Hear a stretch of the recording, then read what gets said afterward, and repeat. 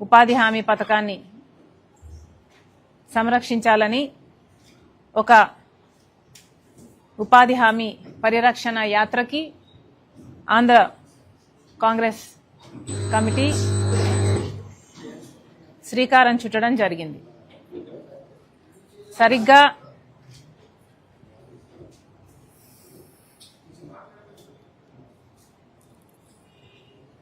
సరిగ్గా 50 రోజుల క్రితం అంటే ఫిబ్రవరి 2వ తేదీన ఉపాధి హామీ పరిరక్షణ యాత్ర మొదలు పెట్టడం జరిగింది. మీరు ఆ స్క్రీన్లో చూస్తున్నట్టుగా we covered 4,866 to be precise కిలోమీటర్లు కవర్ చేయటం జరిగింది. మొత్తం అన్ని జిల్లాలు తిరగటం జరిగింది. మొత్తం 25 పార్లమెంటరీ సెగ్మెంట్స్లో ఈ యాత్ర జరిగింది. ప్రత్యక్షంగా పరోక్షంగా 100కు పైగా అసెంబ్లీ కాన్స్టిట్యూయెన్సీలని టచ్ చేయడం జరిగింది. దాదాపుగా 45 రచ్చబండ కార్యక్రమాలు చేయడం జరిగింది. ఇవి కాకుండా public interactions, public corner meetings ఇలాంటివి ఎన్నో చేయటం జరిగింది. ఎన్నో లక్షల మందిని కాంగ్రెస్ పార్టీ కనెక్ట్ కాగలిగింది. వారి సమస్యలు విన్నాం. ఉపాధి హామీ పథకం గురించి ఇప్పుడు ఎలా జరుగుతుంది అన్న విషయాల గురించి, ఇంతకు ముందు ఎలా జరిగింది అన్న అంశాల దగ్గర నుంచి, గ్రామాలలో వాడు పడుతున్న ఇబ్బందుల గురించి, వీటన్నిటి గురించి చర్చించడం జరిగింది. ఈ యాత్ర మీరు చూస్తున్నట్టుగా 50 రోజులు క్రితం మొదలైన యాత్ర అన్ని జిల్లాలు పూర్తి చేసుకుని సక్సెస్ఫుల్గా కాంగ్రెస్ పార్టీ ఈ కార్యక్రమం చేసిందని చెప్పడానికి మీ అందరి ముందు with great humility and with great pride also, Congress party has achieved a great deal in taking part in connecting with the people. ఈ కార్యక్రమానికి ఎంతోమంది కాంగ్రెస్ పార్టీ కాడర్ నాయకులు ఎంతోమంది కృషి చేశారు. వాళ్ళందరికీ కూడా కాంగ్రెస్ పార్టీ రుణపడి ఉంది. We are very grateful to such committed cadre. Also ప్రతి జిల్లాలో మీడియా కూడా మాకు పూర్తిగా సహకరించడం జరిగింది.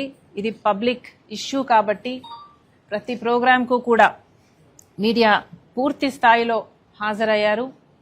ప్రతి ప్రోగ్రాంని కవర్ చేయడం జరిగింది. వాళ్ళందరికీ కూడా Congress party is grateful. Thank you. ఒక నిమిషం. ఉపాధి హామీ పథకము అన్నది ఎంత ముఖ్యమైన పథకము, ఎంత అద్భుతమైన పథకం అంటే ఇక ఏ ప్రపంచంలోనూ ఇంత పెద్ద ఉపాధి పథకము లేదట. అంటే ఇంత మందికి, కోట్ల మందికి ఎంప్లాయ్మెంట్ జనరేట్ చేసిన పథకంగా ఉపాధి హామీ పథకం పేరు తెచ్చుకుంది. ఇలాంటి ఒక పథకం, కోట్ల మందికి ఎంప్లాయ్మెంట్ కలిగించిన పథకం ప్రపంచంలోనే ఇంకొకటి లేదు.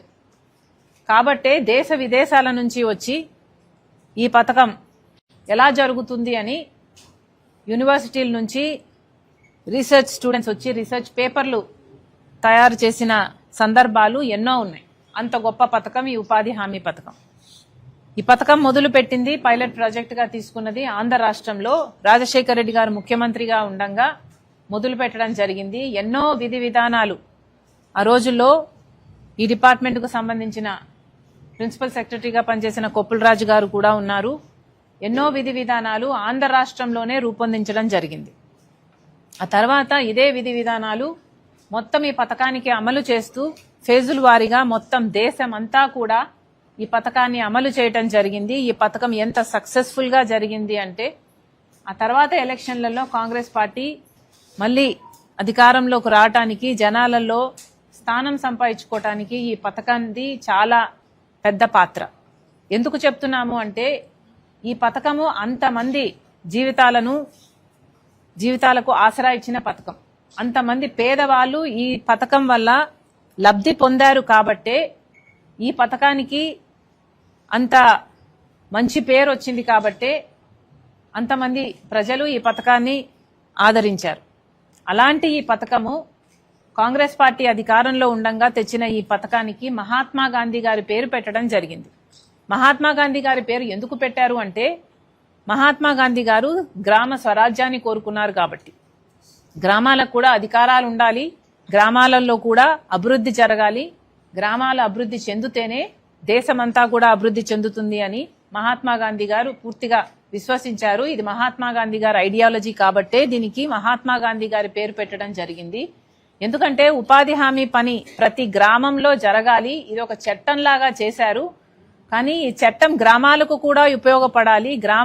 గ్రామాలలో గ్రామ సభల ద్వారా గ్రామ పెద్దలు నిర్ణయిస్తారు ఈ పనుల ద్వారా ఏ పనులు గ్రామాలలో జరగాలి అని. ఒక గ్రామంలో రోడ్డు కావాలన్నా, ఒక గ్రామంలో పూడికలు తీయాలన్నా, బావి తోవాలన్నా, ఏ పని చేయాలి అన్నది గ్రామ సభలలో గ్రామ పెద్దలు నిర్ణయిస్తారు. ఆ పనులనే ఈ ఉపాధి హామీ పని ద్వారా గ్రామస్తుల ద్వారా చేయించడానికి రూపొందించిన చట్టం ఇది. ఇది చట్టము అని ఎందుకు అంటున్నాము అంటే ఇది హక్కు. కాంగ్రెస్ పార్టీ ఎంప్లాయ్మెంట్ కోసం ఇచ్చిన ఒక హక్కు. అంటే ఏ గ్రామంలోనైనా మాకు పని కావాలి అని ఏ గ్రామస్తులైనా గ్రామ పెద్దల్ని అడిగే హక్కు. అలా అడిగినప్పుడు 100 రోజుల పాటు పని కల్పించాలి అన్నది చట్టం. అది కూడా వాళ్ళు అడిగిన 15 రోజుల్లోనే పని కల్పించాలి. పని చేసిన 15 రోజుల్లోనే పేమెంట్ కూడా ఇవ్వాలి. ఇవన్నీ గ్రామస్తులకు హక్కుగా, ఉపాధినే ఒక హక్కుగా ఇచ్చింది కాంగ్రెస్ పార్టీ. ఇంత అద్భుతమైన చట్టము ఉపాధి హామీ చట్టం. దీంట్లో కాంగ్రెస్ పార్టీ రూపొందించిన ఈ పథకంలో కాంట్రాక్టర్లకి చోటు లేదు. ఎందుకంటే కాంట్రాక్టర్లు వచ్చారు అంటే ఇది కమర్షియలైజ్ అయిపోతుంది కాబట్టి కాంట్రాక్టర్లకు కానీ హెవీ మిషనరీకి కానీ కూడా చోటు లేదు. ఎందుకంటే హెవీ మిషనరీ వస్తే ఎంప్లాయ్మెంట్ తగ్గిపోతుంది కాబట్టి. The whole idea of it is to create employment కాబట్టి ఈ చర్యలన్నీ తీసుకుంది కాంగ్రెస్ పార్టీ. అంతేకాదు మగవారికి సమానంగా ఆడవారికి కూడా వేతనాలు ఏర్పాటు చేసింది అంటే కాంగ్రెస్ పార్టీ. దానికి కారణం వాళ్ళని కూడా అంతగానే గౌరవిస్తూ వాళ్ళకి కూడా సమాన హక్కులు కల్పిస్తూ చేసిన ఈ అద్భుతమైన చట్టం ఈ ఉపాధి హామీ చట్టం. కాంగ్రెస్ పార్టీ ఉన్నంత వరకు, కాంగ్రెస్ పార్టీ రాజశేఖర రెడ్డి గారు అయితేనేమి లేక కాంగ్రెస్ పార్టీ అధికారంలో ఉన్నంత వరకు అంత అద్భుతంగా నడిచిన ఈ పథకం 100 రోజుల పాటు పని కల్పిస్తూ జరిపించిన ఈ పథకము బీజేపీ ప్రభుత్వం అధికారంలోకి వచ్చినప్పటి నుంచి ఈ పథకానికి తూట్లు పెట్టడం జరిగింది. ఈ పథకానికి ఎన్ని రకాలుగా నీరు గార్చాలో అన్ని రకాలుగా నీరు గార్చడం జరిగింది. ఆఖరికి ఈ పథకం ఈ రోజు ఎలా తయారయ్యింది అంటే ప్రతి గ్రామంలో కూడా ఈ పథకం గురించి మేము ఎంక్వైరీ చేస్తే ఎలా జరుగుతుంది అని గ్రామస్తుల్లో గ్రామ సభలు పెట్టి అడిగితే ఈ పథకం బాగా జరుగుతుంది అని చెప్పిన దాఖలాలే లేవు. ఎక్కడికి వెళ్ళినా కూడా ఈ పథకంలో 100 రోజులు పని కల్పించటం లేదు, 100 రోజులు పని ఎక్కడా కల్పించటం లేదు అనే చెప్పారు. కల్పించిన కొన్ని రోజులకి కూడా ఎన్ని రోజులు పని చేస్తామో అన్ని రోజులకు పేమెంట్ ఎక్కడా పట్టం లేదు అనే చెప్పారు. ఒకవేళ పేమెంట్ పడినా కూడా 2 వారాల్లో ఎక్కడా పడటం లేదు అనే చెప్పారు. కనీసం నెల 2 నెలలు లేకపోతే అసలు పడకపోవడం ఇలాంటి కంప్లైంట్స్ ఎన్నో ఉన్నాయని చెప్పారు.